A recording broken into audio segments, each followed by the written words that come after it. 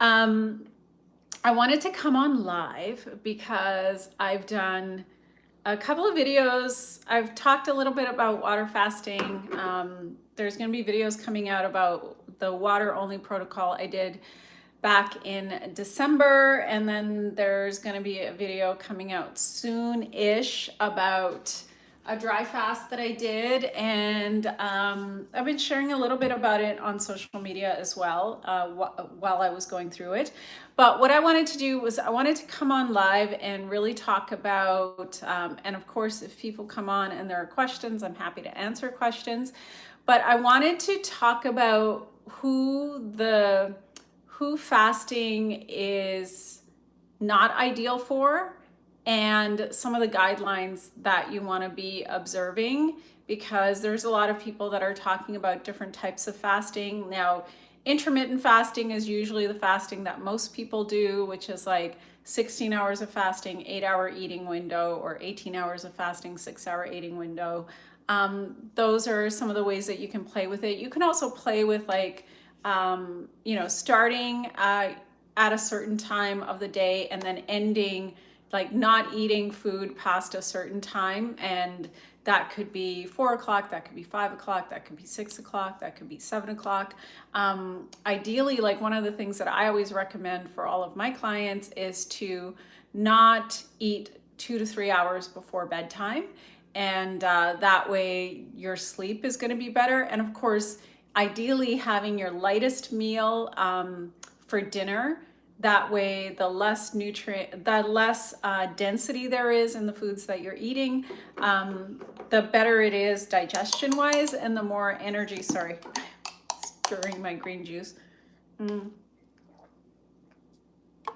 The more energy it frees up for your body to do recovery, resting, restoring, that kind of stuff. But let's talk about water fasting and dry fasting, because those are usually the types of fasting that people are curious about outside of intermittent fasting. And so if you're planning on doing, I would say, longer than 48 hours, whichever type of fast you choose, whether it's dry fast or water fast, water fasting is generally the gentler one. You want to make sure that you are consulting with a medical professional, that you have somebody who is monitoring your vitals and making sure that everything is proper. And otherwise, you could really do a lot of damage to your body, and that's not wise. So one of the things that I always do is, generally, I have done blood work. I know what my numbers are at. I know how I'm feeling. I'm able to monitor my blood pressure and my vitals every single day. And I've, as a practitioner, I'm very well aware of what warning signs to look for when I'm doing a long water only protocol, or even like last week when I was doing a dry protocol. And I'm always going to honor my body, because it's not really about like, oh, let me do this long fast to try to prove something to someone. It's really more for myself. And a lot of times these days I do fasting for spiritual reasons.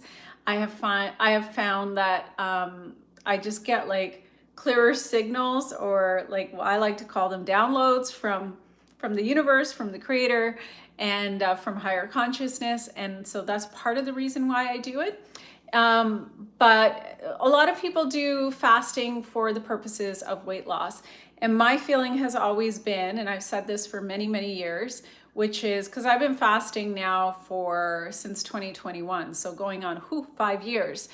I've always said that if you do not change your relationship with food, if you do not change your diet and lifestyle habits permanently, there is no point in doing a water only protocol or dry fasting. You're just torturing yourself.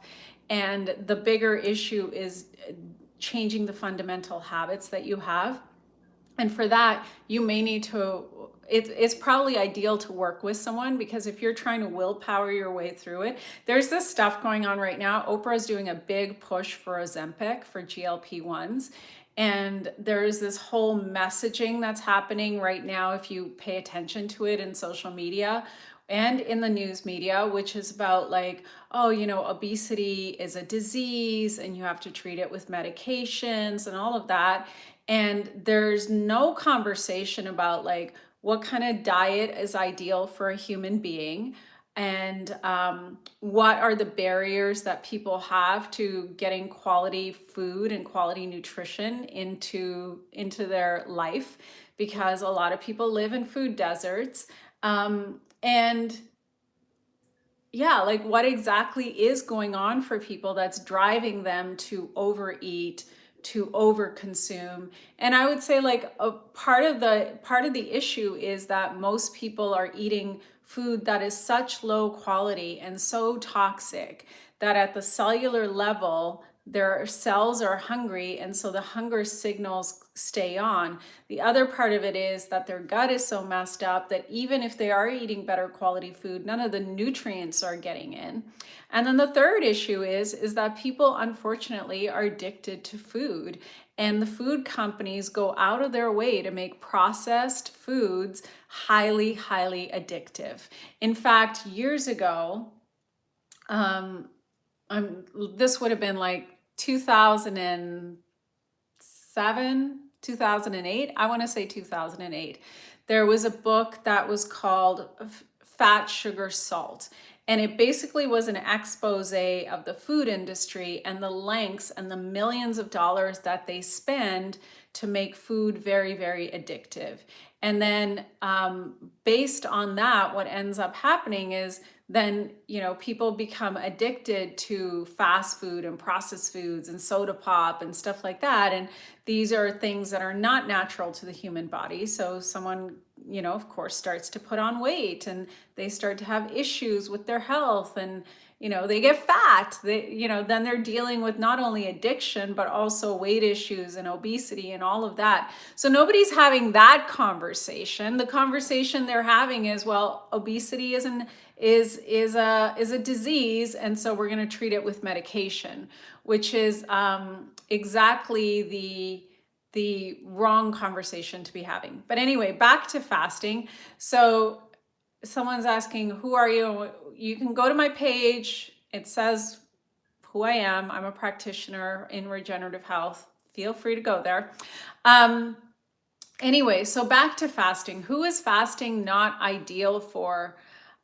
So someone said, humans never had so many carbs available so easily. No, humans never had so much processed junk food available and fast food available so easily.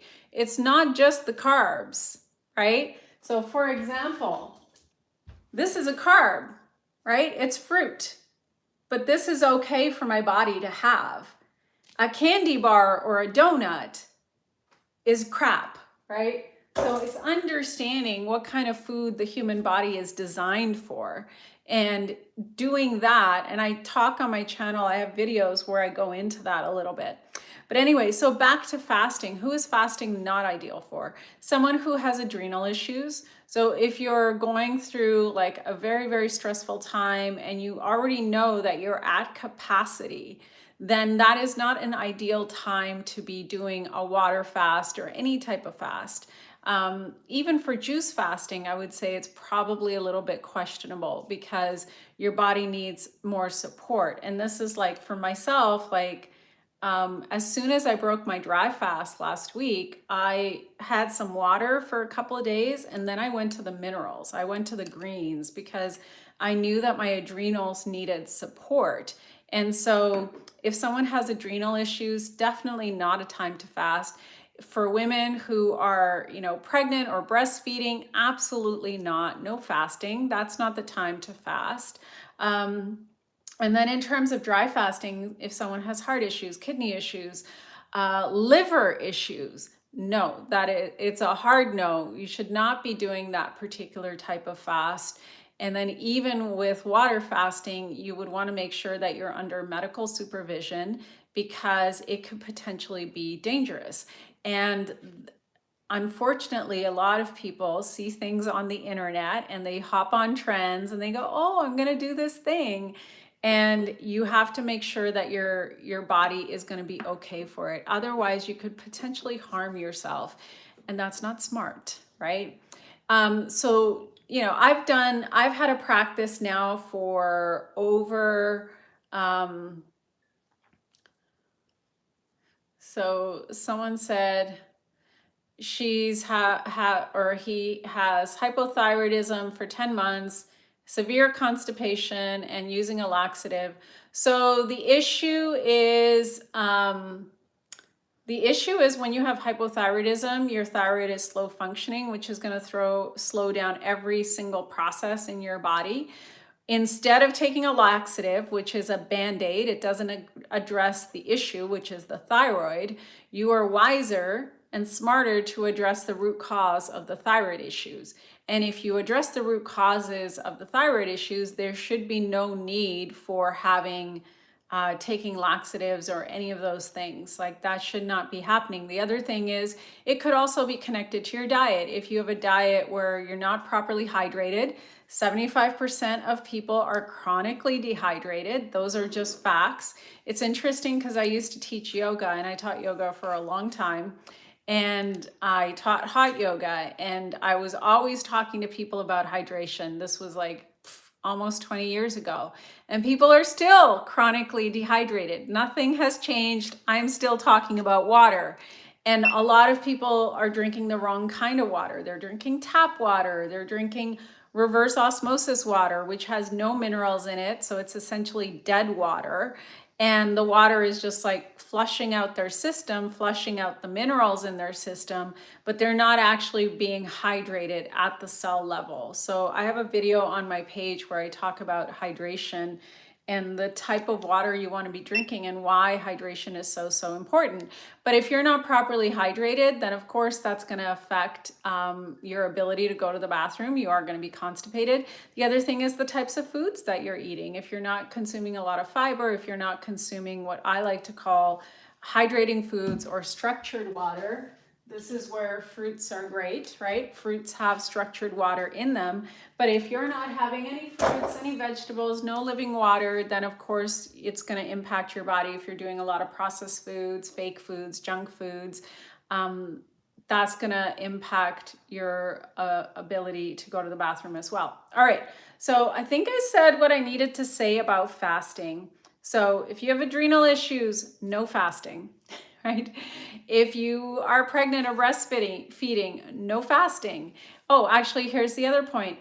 If you're someone who doesn't actually have a lot of excess fat on you, you don't really have, you're on the leaner side, it's probably not ideal to fast either, because when you start fasting, whether it's water only or dry fasting. I did a dry fast last week, but my body has some fat on it that it can use to burn as fuel. But if you're somebody who doesn't have those fat stores on your body, then this is not a protocol that is smart for you to do. And then the other thing to really pay attention to is if you have kidney, heart, or liver issues, it's probably not the ideal thing for you to be investigating. And as always, if you're going beyond 48 hours with water only or dry, it's always best to have some advice from a medical professional and get your blood work looked at, all of that good stuff. So that's what I wanted to share. And I'm glad that I did my little experiment last week with dry fasting, and has been fully a week since I've been back on my greens, back on molecular hydrogen and frequencies. In fact, I'm going to run some recovery frequencies into my water here. And I have to say, I didn't really, there's my recovery frequencies. I lost fat. I only lost, in the 5.5 days that I was doing that protocol, I only lost 0.4% of muscle. Everything, like, I lost over 3 percentage points of fat. So my body was burning fat as fuel, as it's supposed to. And I've come back to, like, obviously a more regular routine. I have been like working out and all of that, and I feel really great. I actually feel quite strong, which is amazing. And yeah, I'm definitely going to do some more exploration. I think next time I'm probably not going to be talking about it as I go through it. I want to just have my experience and go into my bubble and be offline. But I wanted to put this information out there with regards to fasting, just so you're aware of like what the contraindications are and really making sure that you're properly supporting your body. So I also wanted to share, last night I did the masterclass for this book, Finding Light. This came out in November. And eventually I am going to have that masterclass recording available for every single person who buys this book. And the masterclass is to help you implement the tools and the strategies and the protocols that I share in this book, because you know, a lot of people that have read the book have reached out to me and said that they really like it and they love the book and love the tools and the practices, but people are like, well, how do I bring this into my life? So that's what the masterclass is about. And in the next month or so, there's also going to be a companion journal. And the companion journal is going to be your daily accountability for making sure that you're doing the things that I talk about in this book that are really going to help you to move the needle forward in your overall health and well-being. Because I did not just write a book for the sake of writing a book to say like, hey, I wrote a book. The book is for anyone who, you know, is curious about like how I work and what kind of work I do exactly, and some of the tools and the practices that I utilize for myself. Everything that I've put in the book is everything that I've utilized to reverse hypothyroidism and Hashimoto's. And these are things that I continue to do, like quality nutrition, quality hydration is the foundation for my health. It's something that I do every single day, no matter where I am in the world. I never, ever, ever forget to take my greens. Like it's foundational as brushing my teeth and having a shower. So I really want people to embrace a healthy, holistic lifestyle, and that's what this book covers.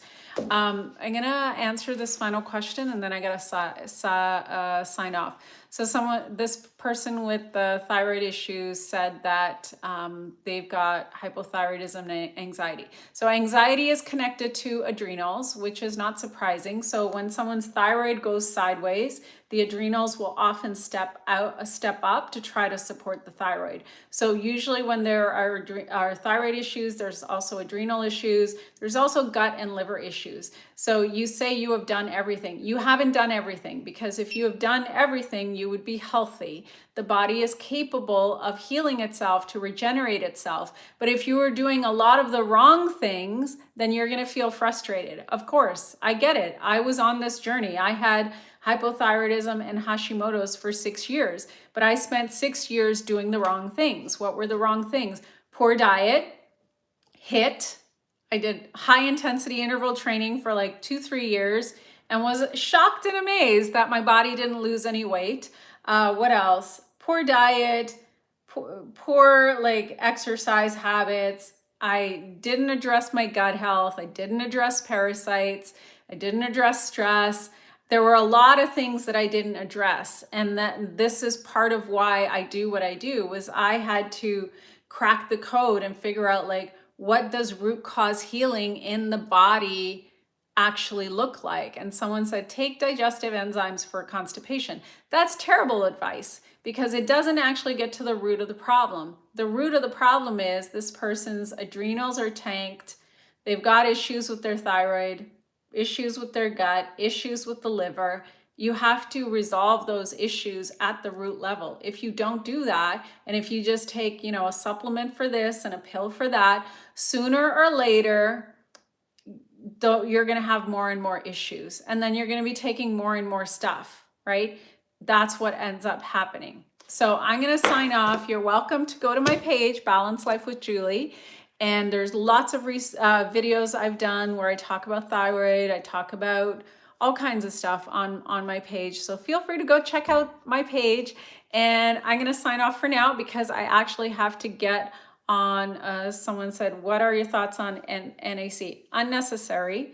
If you're supporting your body at the root level, you should not be needing tons of supplements, or any supplements for that matter. All right.